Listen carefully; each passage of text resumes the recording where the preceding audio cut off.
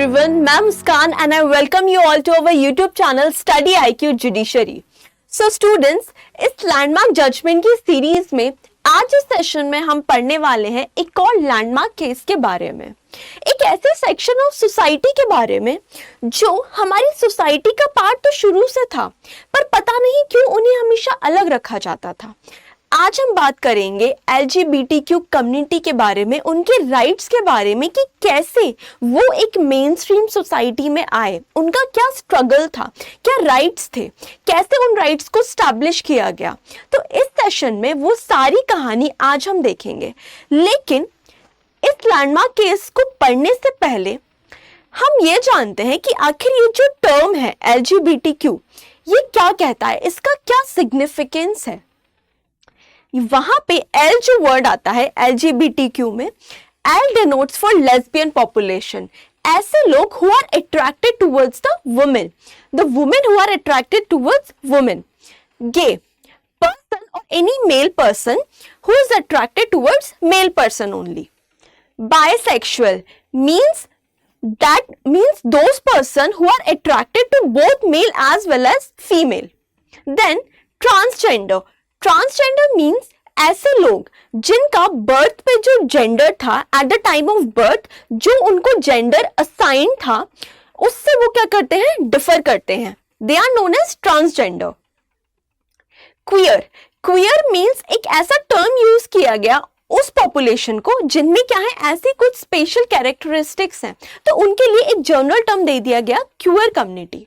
Then this आप generally देखते होंगे LGBTQ प्लस का क्या मतलब होता है। प्लस का ये मतलब होता है कि इस पूरे टर्म में हम और भी ऐसे लोगों को क्या कर सकते हैं, इंक्लूड कर सकते हैं जिनमें ऐसी स्पेशल कैरेक्टरिस्टिक्स हैं, तो इसीलिए यहाँ पे प्लस वर्ड को यूज किया जाता है। ओके, नाउ यहाँ पे एक क्रोनोलॉजी को समझना बहुत जरूरी है, क्योंकि यहाँ पे इनके राइट्स के डेवलपमेंट में क्या क्या स्टेप्स लिए गए, क्या क्या केसेस आए, कब आए, वो पर अगर एक बार उसका फ्रेमवर्क बन जाता है तो इस चीज को समझने में, उनके राइट्स को समझने में क्या हो जाता है, बहुत ज्यादा इजी हो जाएगा आपके लिए।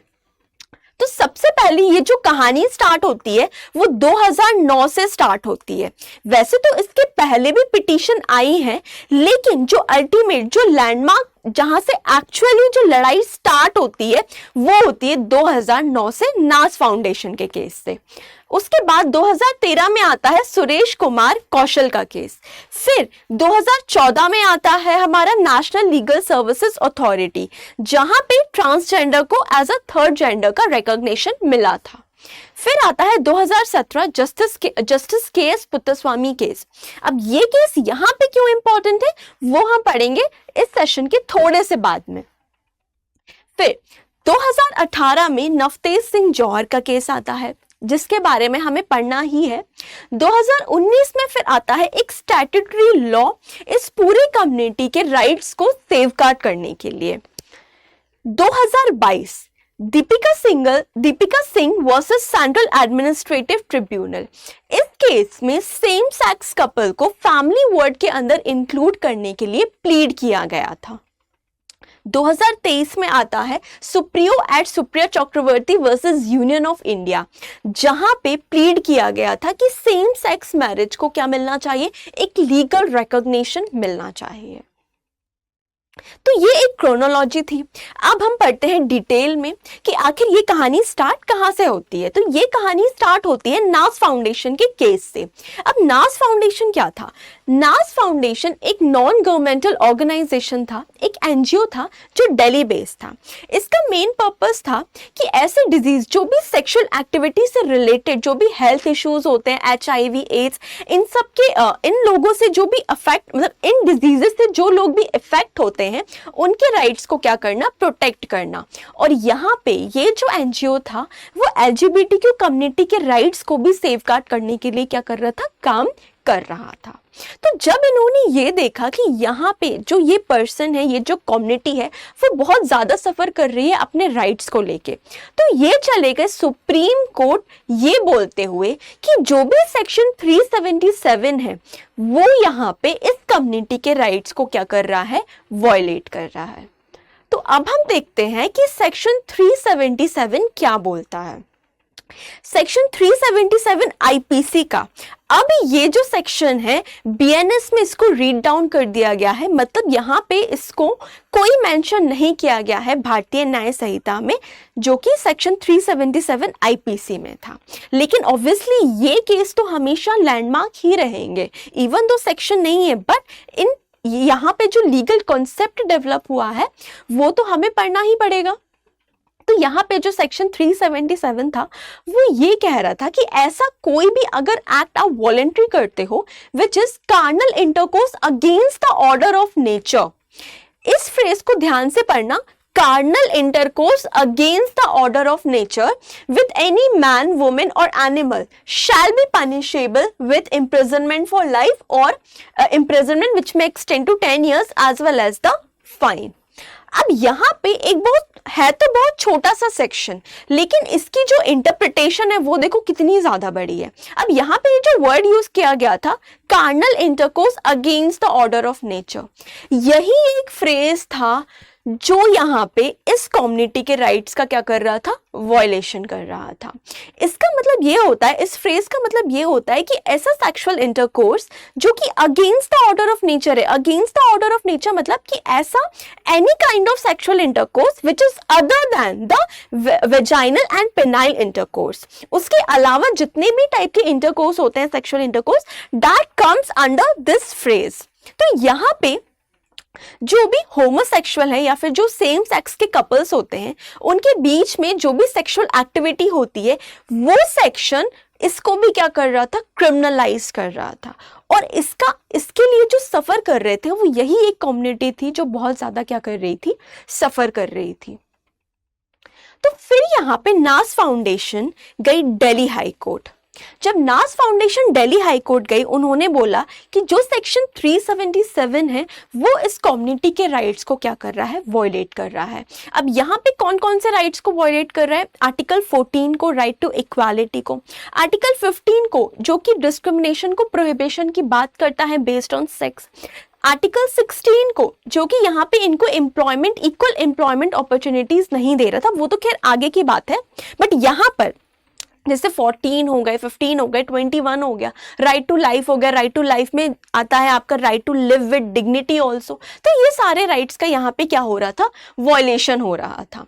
तो यहाँ पे फिर कोर्ट ने ये रिकॉग्नाइज किया था, दिल्ली हाई कोर्ट ने, कि ये जो सेक्शन 377 है this is actually the violation of the fundamental rights of this community. और यहाँ पे कोर्ट ने एक बहुत प्यारा जजमेंट दिया और इस सेक्शन को क्या किया, डीक्रिमिनलाइज किया।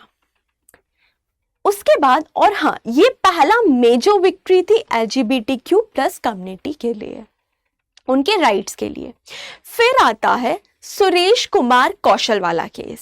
अब वो जो आपकी पिटीशन थी वो गई थी दिल्ली हाई कोर्ट, और उस टाइम भी जब वो पिटीशन दिल्ली हाई कोर्ट गई थी तो कोर्ट ने वहां पे उस पिटीशन को स्वीकार करने से, एक्सेप्ट करने से मना कर दिया था। तो फिर अगेन जो नास फाउंडेशन था वो गया सुप्रीम कोर्ट, कि यहाँ पे कोर्ट कह रहा है कि उनका राइट नहीं है, बट एक्चुअली उनका राइट है इस PIL को फाइल करने का। और सुप्रीम कोर्ट ने उनकी जो पिटीशन है उसको एक्सेप्ट किया और अगेन उस मैटर को ट्रांसफर किया दिल्ली हाई कोर्ट। और फिर जो दिल्ली हाई कोर्ट ने डिसीजन दिया वो था नास फाउंडेशन में। फिर आता है, अब यहां पे जब ये जजमेंट आ गया तो क्या ये एक्सेप्टेबल होना था, नहीं था। यहाँ पे जो सोसाइटी है वो उसको डाइजेस्ट ही नहीं कर पा रही थी, लोग इस चीज को डाइजेस्ट ही नहीं कर पा रहे थे कि अगर ऐसा जजमेंट आ गया है तो ये हमारे जो यंग माइंड्स हैं उनको होमोसेक्सुअलिटी के लिए क्या करेगा, प्रवोक करेगा। इस टाइप के व्यूज आए। फिर उसके बाद अगेन जो पिटीशन थी वो कहां पे गई, सुप्रीम कोर्ट में गई। इस केस में सुरेश कुमार कौशल वर्सेस नास फाउंडेशन। फिर यहाँ पे 2 जज की बेंच बिठाई गई और यहाँ पे इस केस में बोला गया कि ये जो सेक्शन 377 है ये आपका डीक्रिमिनलाइज नहीं होना चाहिए, और इसको वापस से रीइंस्टेट किया और ये बोला कि it is not a violation of any of the rights of this community. और यहाँ पे अगेन क्या किया, 377 को रीइंस्टेट कर दिया गया था, जैसा कि आप यहाँ पे देख पा रहे हो। अब इसका काफी ज्यादा क्रिटिसिज्म हुआ। अब इसके बाद भी क्या हुआ था कि काफी जो ट्रांसजेंडर कम्युनिटी थी उनके अगेंस्ट तो और ज्यादा जो एट्रोसिटीज होने लगी, उनको अरेस्ट किया जाने लगा होमोसेक्सुअलिटी के केस में। तो यहाँ पे उनकी जो मतलब जो उनकी एट्रोसिटीज थी वो और ज्यादा बढ़ गई। अब यहाँ पे फिर आता है हमारा नेशनल लीगल सर्विसेज अथॉरिटी। अब यहाँ पे नवतेज सिंह जौहर के जजमेंट से जाने से पहले छोटे छोटे डेवलपमेंट्स और होते गए इनके राइट्स में। जैसे कि सबसे बड़ा जो डेवलपमेंट माना जाता है वो यहाँ पे नेशनल लीगल सर्विसेज अथॉरिटी में माना जाता है, जहाँ पे इस ट्रांसजेंडर कम्युनिटी को as a third gender recognise किया गया था।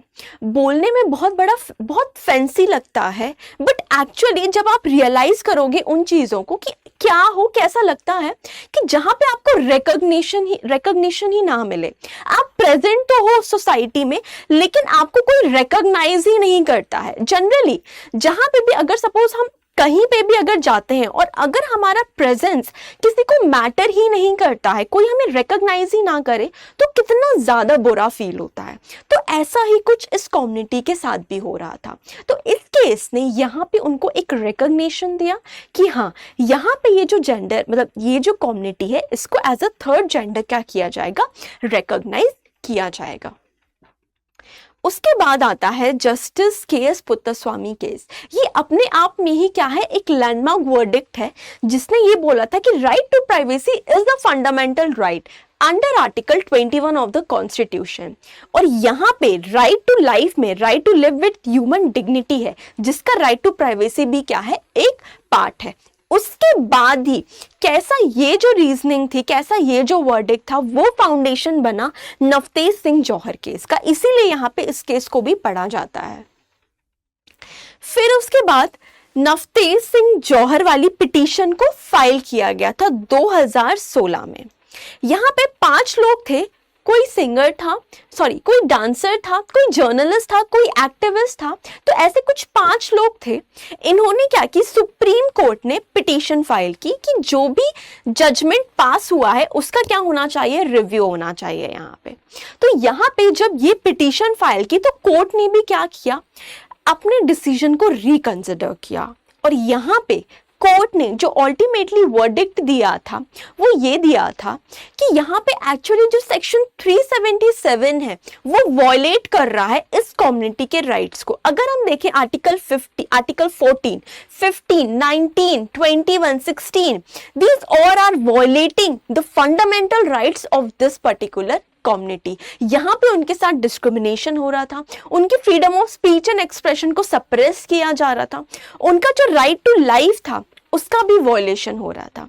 और अब राइट टू प्राइवेसी जो कि एक फंडामेंटल राइट बन चुका था, यहाँ पे इस कम्युनिटी के पास उसी प्राइवेसी के अंदर ये भी उनका एक राइट था कि they are having their right to choice their partner also, they have sexual dignity also. तो यहाँ पे उन सारी चीजों को क्या किया गया था, डिस्कस किया गया था। और अल्टीमेटली सुप्रीम कोर्ट ने यहाँ पे 377 को क्या किया था, डीक्रिमिनलाइज किया था।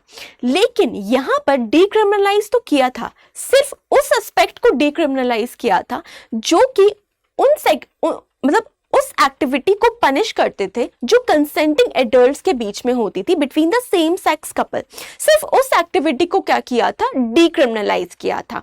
अदरवाइज जो भी ऐसे केसेस, जो भी नॉन कंसेंशुअल केसेस होते थे एनिमल्स के साथ, जैसे कि बेस्टियलिटी हो गया, माइनर्स हो गए, इसको क्या किया, इसको डिक्रिमिनलाइज नहीं किया था। ये प्रोविजंस अभी भी हैं, ठीक है। तो वहां पे कोर्ट ने इसको पार्शियली क्या किया था, डिक्रिमिनलाइज किया था। ये बात ध्यान रखिएगा आप लोग।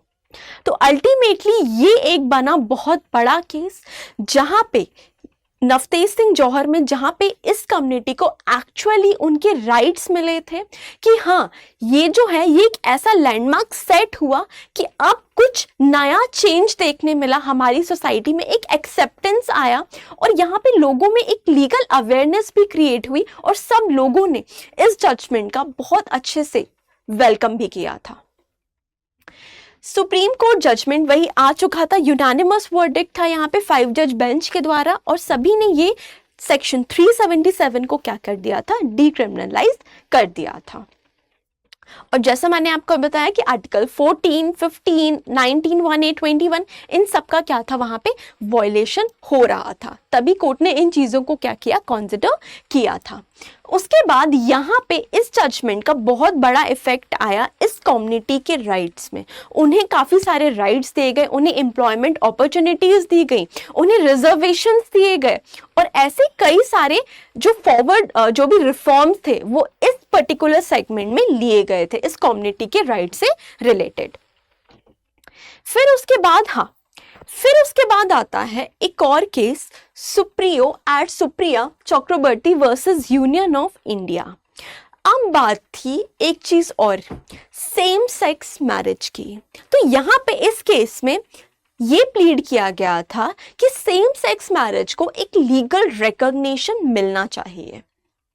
Multiple petitions were filed before the Supreme Court seeking legal recognition of the same-sex marriage under the Personal Law and the Special Marriage Act. लेकिन ultimately यहाँ पे, और इनका ये भी आर्ग्यूमेंट था कि यहाँ पे इनके राइट्स का क्या हो रहा है, वायलेशन हो रहा है। लेकिन यहाँ पे कोर्ट ने, यहाँ पे इश्यूज वही थे कि यहाँ पे जो भी सेम सेक्स कपल्स हैं, क्या उनकी मैरिज को लीगल रिकॉग्निशन मिलना चाहिए या फिर equal access to marital benefits. हाँ, और उन्होंने ये भी प्लीड किया कि इस कॉन्सेप्ट के साथ, सेम सेक्स मैरिज के साथ उनके कुछ राइट्स भी एसोसिएटेड हैं, जिससे वो क्या होते हैं, डिप्राइव होते हैं, जैसे कि एडॉप्शन राइट हो गया, इनहेरिटेंस राइट हो गया, मेडिकल हेल्थ इश्यूज से रिलेटेड जो राइट्स हैं वो हो गए। तो यहाँ पे इन सारे राइट से भी वो क्या हो रहे थे, डिप्राइव हो रहे थे। तो इन सारी चीजों को लेकर वो आए इस केस में। लेकिन अल्टीमेटली यहाँ पे सुप्रीम कोर्ट ने इस चीज को स्वीकार करने से मना कर दिया था। उन्होंने बोला कि ये जो है ये हमारे कॉम्पिटेंस का पार्ट नहीं है, this is the ultimate matter of the legislature. ये चीज जो है वो लेजिस्लेचर के हाथ में है, ये हमारे हाथ में नहीं है कि हम सेम सेक्स मैरिज को एक लीगल दर्जा दे सके। तो यहाँ पे कोर्ट ने मना कर दिया था और ये भी बोला था कि यहाँ पे special marriage act can not be judicially reinterpreted to include non heterosexual couples also. यहाँ पे हम स्पेशल मैरिज एक्ट में इन कपल्स को इंक्लूड नहीं कर सकते हैं, ऐसा हम दर्जा नहीं दे सकते हैं, क्योंकि right to marry is not a fundamental right. यहाँ पे इस केस में कोर्ट ने यही चीज को क्या किया था, डिक्लेयर किया गया था। तो अल्टीमेटली ये जो पूरी कहानी है वो स्टार्ट होती है नास फाउंडेशन से और एंड होती है सुप्रियो एट जो भी ये केस है सुप्रियो एट सुप्रिया चक्रवर्ती वाला। लेकिन अल्टीमेटली अभी भी कुछ चीज तो मिसिंग है, that is same sex marriage का मुद्दा। I hope in the upcoming years हमें इस चीज की भी अच्छी न्यूज सुनने मिलेगी कि हाँ, इस पूरे सेगमेंट, इस पूरी कम्युनिटी को ये एक लीगल रिकॉग्निशन भी मिल चुका है। और आप भी क्या सोचते हैं इस चीज के बारे में, जरूर बताएं हमारे कमेंट सेक्शन में।